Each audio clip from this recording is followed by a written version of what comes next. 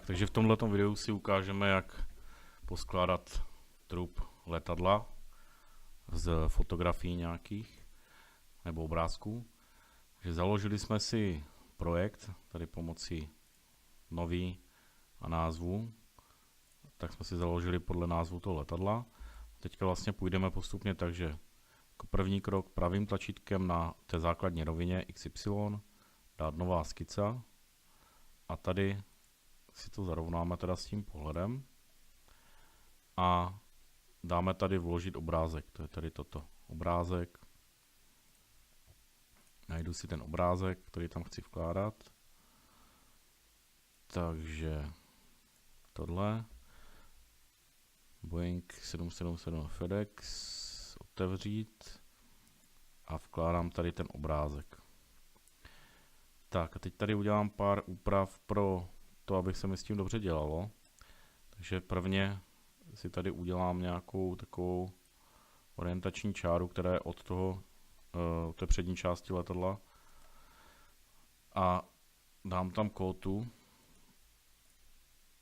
přičemž ta kóta by měla odpovídat té skutečné velikosti v milimetrech, takže tam dáme zhruba 70 000 milimetrů je velikost toho letadla. Tak a víme, že to budu muset takhle zmenšit, takže teďka přijde na řadu to, že si vyberu ten obrázek, tady v záložce skica je měřítko, vyberu varianta měřítko bodem, přičemž základní bod dám tady tenhle ten přední a potom určuju odkud kam, takže řeknu, že teď je to tady a chci to dostat sem. Potvrdím, vidíte, že jsem ten obrázek zmenšil podle toho, jak jsem potřeboval a má zhruba těch 70 metrů na délku teďka. Takže tady tu pomocnou čáru si můžu zrušit. No a začnu si pomalu skládat to letadlo tak, jak ho potřebuju. Takže teďka jsem v pohledu horním, jsem v rovině XY, takže si otočím ten pohled o 90 stupňů. Pozor, ne minus, ale normálních 90. Tak, abych měl to letadlo takto. A teďka vlastně si dám posun zase tohoto obrázku a posunu si to takhle hezky za tu přední část, tak abych to měl na osu. Možná pro kontrolu můžeme si tady dát čáru.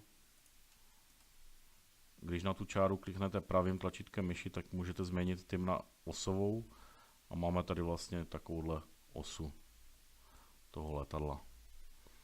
Tak, takže to bychom měli hotový horní pohled. Vyskočíme z toho. Ono se mě to ptá, jestli chci vymazat tu skicu, tak nechci. Chci, aby zůstala. A teďka vlastně, když se podíváme tady do toho stromu, tak tady máme tu první skicu. No a tu si skopírujeme pomocí kláves Ctrl+C, Ctrl+V a ještě jednou Ctrl+V, protože potřebujeme 3 ty skici. No a teď teď budu dělat tu boční skicu. Takže vezmu si a přes pravé tlačítko myši tady ve stromu dám přemístit a budu to chtít přemístit na tuto zelenou rovinu a určuji ještě směr, který je jakoby nahoru v té skice, takže potvrdím takhle. A vidíte, že se mi tam krásně vložila ta skica. Já si dvojklikem levým tlačítkem rozkliknu, takže si to dám zarovnat. A vlastně tady si otočím ten pohled tak, abych tam měl druhý pohled na to letadlo. Takže vybírám, dám tady pod posunem je otočit, dám to otočit tentokrát teda o -90 a posunu si, zase tady pod tím je posun, posunu si to letadlo tak, abych ho měl umístěné tam, kam já chci. Já teda jsem při nějakých pokusech ještě došel k tomu, že vzhledem k tomu, že to má takový trubkovitý ten tubus, tak jsem tady došel ještě k tomu, že vlastně tady najdu střed toho letadla. Tady dáme 6900 výšku té křivky a vlastně udělám si tady novou osu ve skice. Si tady udělám v podstatě novou osu, která bude takto končit na okraj.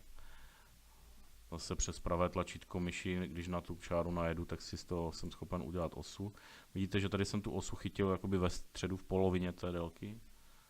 A teďka udělám to, že vlastně vyberu všechno, včetně těch os, a zase pomocí posunutí si to posunu takto dolů. Takže mám to na střed. Pokud bych dělal nějaké letadlo, které nemá takovýhle válcový tubus a bylo by tvarové hodně, tak asi bych vycházel s tím, že bych začínal s tím bodem tady. A tady je to poměrně hodně válcové, takže jdu na středy a jsem schopen tam potom do toho vkládat kružnice jako průřezy. Tak. Takže to je zase tento pohled, vyskočím z toho ven, nemažu a jdeme dělat tu třetí skicu. Takže tato skica, pravé tlačítko myši, přemístit a dávám to na tuto rovinu, směr nahoru je tento, potvrdím a dostávám se vlastně k tomu, že tady mám tuto skicu. Když to rozkliknu, tak zase teď to mám takto, ten pohled zhora, ale já tam potřebuju dostat tento čelní pohled, takže dávám otočit o -90 kolem základního bodu, takto. A teď potřebuju zase tohleto dostat sem na ten střed, takže vybírám, dávám tady pod otočit je posun, vyberu tohle, z tohoto bodu sem, potvrdím. Tak, a protože to je hodně kruhové, tak zase jsem využil tady kružnici 3 body, kdy řeknu, že jeden bod, druhý bod a třetí bod, potvrdím. Mám tady nějakou kótu, kterou bych chtěl přepsat na těch 6900, tak jak jsem to dělal tam u té čáry, která mi definovala na tom bočním pohledu vlastně ten průřez. No a teďka vlastně si takhle chytím jak ten pohled, tak i tu kružnici, dám posun a řeknu, že to chci posunout ze středu sem. A mám to zarovnané vlastně čistě na střed. Tak. Vyskočím a mám to srovnáno tak, jak bych potřeboval k té práci. Tak další věc, kterou uděláme, tak si tady rozkopírujeme řezné roviny, které budeme používat vlastně k té práci s tím modelem. Takže si to rozřežeme na určitých částech. Zase tohleto je válcový trup, možná by se to dalo udělat trošičku jednodušeji, ale ukážu vám to tak, abyste uměli i na nějakých složitějších trupech to poskládat.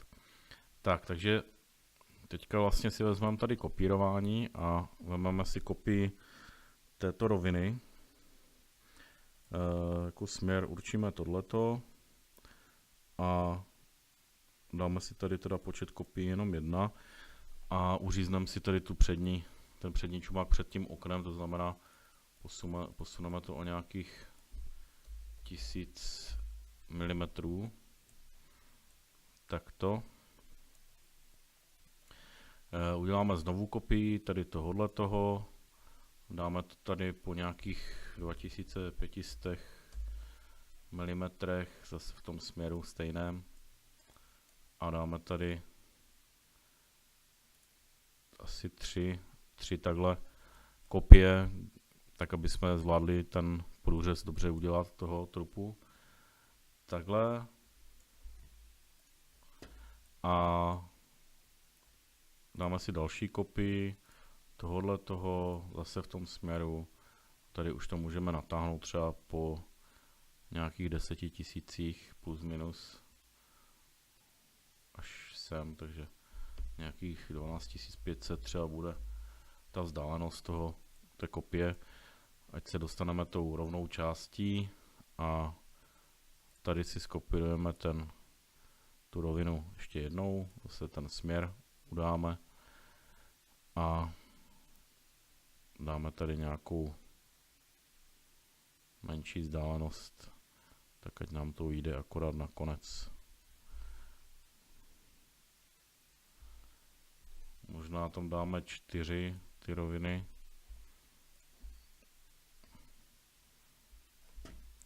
Tu vzdálenost. Zase je potřeba uvážlivě tam ty roviny vkládat podle toho, jak moc tvarově složitý je ten trup, aby to tam tak jakoby akorát vyšlo. Takže tady dáme 6000 třeba tak. Potvrdíme.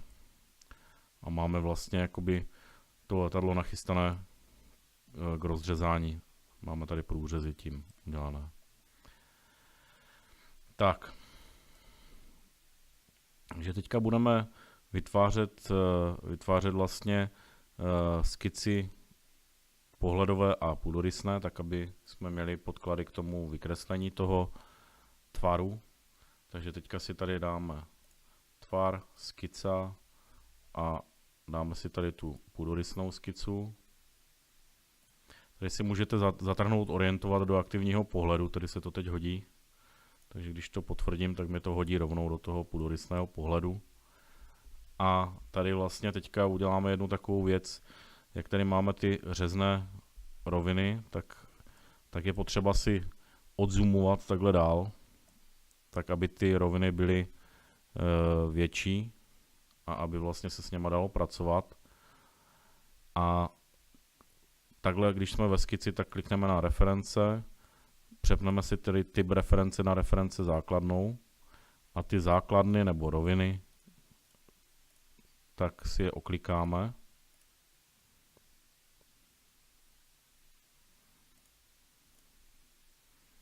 Ještě tohle. Tak, aby nám to přesahovalo ten obrys toho letadla. Takže potvrdím. Teďka už to tam bude držet takhle. No a v dalším kroku vlastně vyberete ty roviny a přes pravé tlačítko myši je tady odpojit referenci. Tím vlastně to zrušíme jakoby vztah mezi tou řezovou rovinou a tady tou čárou. My potřebujeme pouze ty čáry. Tak, takže máme tady ty čáry, se kterými budeme teďka pracovat. No a vzhledem k tomu, že to letadlo je symetrické, takže nám stačí nakreslit tu jednu polovinu toho letadla. Takže dáváme body křivky a tady vlastně teďka bod křivky a vlastně prokreslíme si. Tady jenom se nám uzavírá ta křivka, tak to je tady tímhletím zatržítkem vytvořit otevřenou křivku. Takže když dáte vytvořit otevřenou, tak se to povolí. A vlastně takto si objedeme na těch řezech, vlastně na těch konstrukčních čarách ten obrys toho letadla.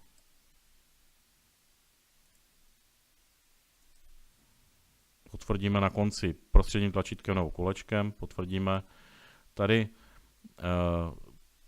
ty směrovky, nebo výškovky teda když tady budou ty křidýlka osazené, tak pravděpodobně to vytvoří to vykrojení. Ale pokud by tam to vykrojení mělo být, tak samozřejmě si tady můžeme přidat bod a stáhnout to ještě dolů. Takže to je potom na vás. Pokud byste tam ten bod chtěli, tak není problém to tady rozkliknout, nebo případně přes pravé tlačítko myši, tak jsou tady různé možnosti, co s tím, a je možné vlastně tady vložit bod na křivku. Tak to potvrdím prostředním tlačítkem A teď už vlastně můžu to takhle prolnout. Tak, takže mám hotovou tuto křivku, tu druhou získám ozrcadlením, takže vybral jsem zrcadlit podél téhleté roviny a mám vlastně tu druhou polovinu. Tím čumákem tím se zatím nebudu zabývat, tam to uděláme pak trošičku jinak, tak aby to bylo jednoduché a dalo se s tím pracovat. Takže to máme vlastně tohleto. Vyskočíme a jdeme dělat vlastně tu bokorysnou nebo ten boční pohled. Takže zase skica, vybereme si tentokrát tu rovinu XZ, tu zelenou, potvrdím a zase stejně potřebujeme si převzít tam ty roviny řezu, takže odzoomuju, tak abych mi ty řezy přesahovaly přes obrys toho trupu, dávám reference tou referenční rovinou a zase naklikám si tam ty řezy, tak abych mohl s něma pracovat. Tady můžu se když tak přiblížit a mám to, takže potvrdím a zase vyberu si všechny tyhle ty čáry, pravé tlačítko myši, odpojit referenci, tak aby to nebylo spojené. No a znovu jdu dělat to samé, takže zase tady bod křivky a jedu vykreslovat ten tvar. Takže vidíte, že vždycky se chytám té řezové čáry.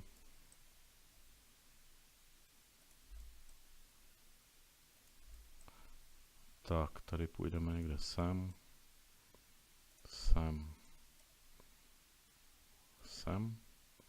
Potvrdím prostředním, anebo ukončím tady tím zeleným. Tady akorát vidím, že mi to trošičku letělo, tak si to můžu popotáhnout tak, jak potřebuju. Tak, jdeme udělat tu spodní část, takže zase bod křivky. Tady už to teda není symetrické, takže tady musíme nakreslit spodní a horní část samostatně. Tady to vezmu takhle od oka a to můžeme pak upravit právě pomocí těch bodů. Takže takhle si oklikám.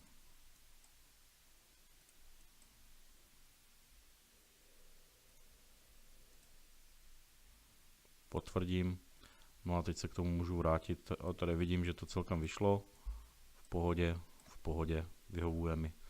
Takže takhle vlastně mám hotový ten průřez půdorysný a boční.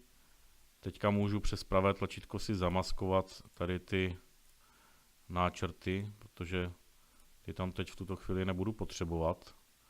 No a jdeme dál vytvářet vlastně ty jednotlivé průřezy. Takže ty průřezy můžu dělat tak, že vlastně dám pravé tlačítko na tu řeznou rovinu a tady tou první ikonkou nová skica vytvořím skicu a mám tady 4 body, kterých se chytím pomocí toho bodu křivky, kdy tady teda si zase odtrhnu to vytvořit otevřenou křivku, protože chci uzavřenou a vlastně oklikám si jednu, druhou, třetí a čtvrtou část té křivky.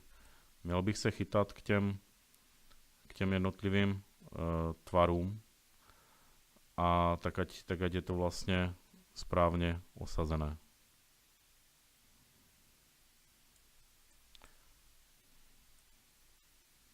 Takže takto. Tak zase si vezmu bod křivky a jedeme tak. Teďka vlastně jsem pořád v té skice, takže musím vyskočit ze skici a znovu skočit do té skici další a tady vlastně znovu zase pokračuju dál. Tady akorát si dejte pozor, aby tady, když já to připoju, tak vidíte, že tam je symbol vazby, tak aby tam ta vazba byla, aby opravdu to bylo navázané. Takže mám další, takže zase z toho vyskočím a jdu vytvářet tady na tuto rovinu. Můžete využít i toho tlačítka skica a kliknout sem. A tady můžete zase, tak jak jsme tam předtím zatrhli, orientovat do aktivního, tak to zase můžete odtrhnout. Výhoda je ta, že se vám to teď nebude naklápět zpátky zase do půdorysu. Takže teďka jsem schopen tady vzít bod křivky a jedu. Jeden za druhým pěkně. Zase vyskočím. Vidíte, že teď to zůstalo v tom aktivním pohledu. Dělám další, zase to zůstalo. A takhle si vlastně postupně projdu. No, vidíte, že občas je potřeba se přiblížit tím kolečkem, protože to chytá vazbu tady s tou rovinou, s těma základníma osama. Tak, takže vyskakuju, jdeme dělat další. Zase tam ty 4 body mám právě kvůli tomu, že jsme si s tím dali práci a udělali jsme to rozříznutí. Jo, tady pozor, ať je tam vlastně, když se přiblížím, tady tenhle ten symbol tam musí být. Tohle to je správný symbol. Tohle to není správný symbol, ten je roviny. Takhle je to vlastně jakoby sloučený bod na křivce. Tak, máme další. A jdeme na další. A ještě se přiblížím. Mám. Tady pozor zase. Tak. Někdy je potřeba se opravdu přiblížit blíž, ať tam je ten správný symbol té vazby, která tam vzniká. Takže takhle vlastně zase vyskočím a jdeme na další. Takhle si tam pěkně postupně vlastně dostanu ty jednotlivé průměty.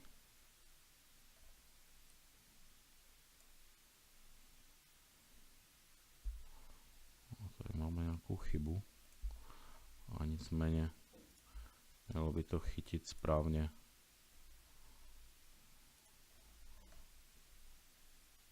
Ty jednotlivé průměty. Tady někde v tom jsem se odsunul. Tak. Vyskočím. Další.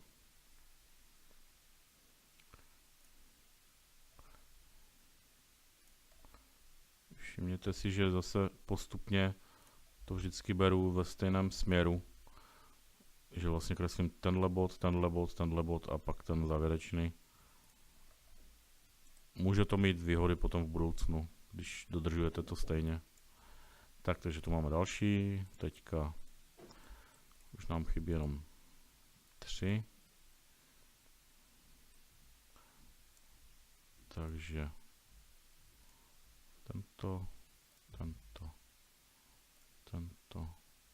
tento. Tak. Vyskočím a chybí nám poslední.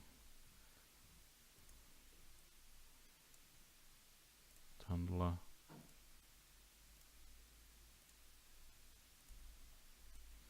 No a na závěr tady tento, ale už nám nevyjde ten průmět toho, takže tady bych zvolil potom kružnici pomocí 2 bodů a vlastně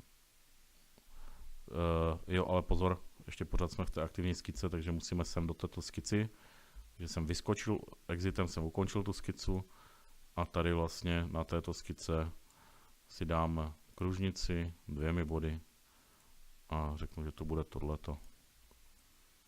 Takže tak to máme vlastně hotový ten skelet toho trupu, který děláme. No, takže teďka vlastně mám takto hotový skelet a potřebuju to potáhnout, takže mám možnost buď přizpůsobením profilu, tady ale řeknu, že neumíte úplně přesně řídit tu boční hranu, takže pod přizpůsobením je tady ještě přizpůsobení 2kolejím takže zvolíte právě toto přizpůsobení profilu dvojkolejní, kdy definuju vlastně jeden profil, nebo teda jednu hranu, druhou hranu, a pak vlastně definuju ty profily, které se toho průmětu účastní. Takže vlastně takhle řeknu, který profil tam je. A vlastně to Z2.3D to pěkně vyhladí podle těch profilů, takže naklikám si jednu vodící linku, druhou vodící linku, pak ty profily potvrdím a mám vlastně hotový takhle ten válcový průměr toho trupu. Tak, teďka poslední věc, kterou potřebuji udělat s tím, abych to dokončil, tak je uzavření tohoto přední části. Tady na to máme ve volném tvaru možnost kopule, kdy já můžu vybrat tady tu hranu a vlastně dotáhnout ji sem do tohoto bodu. Takto. A vlastně tečně se dopojím do těch ploch, které tam jsou. Takto. Můžeme teďka vlastně se na to podívat z těch jednotlivých směrů a můžeme si tady odmaskovat všechno, tak aby šlo vidět, kde, jak jsme se do toho dopasovali. Takže můžu se podívat i z toho čelního pohledu. Vidím, že tady jsme na tom velice dobře. Takže takhle bychom měli hotovou tu část toho trupu a v další části si ukážeme křídlo. A hlavně tu spodní část, která drží křídlo, včetně asi nějakých nádrží nebo něčeho, co tam je umístěno.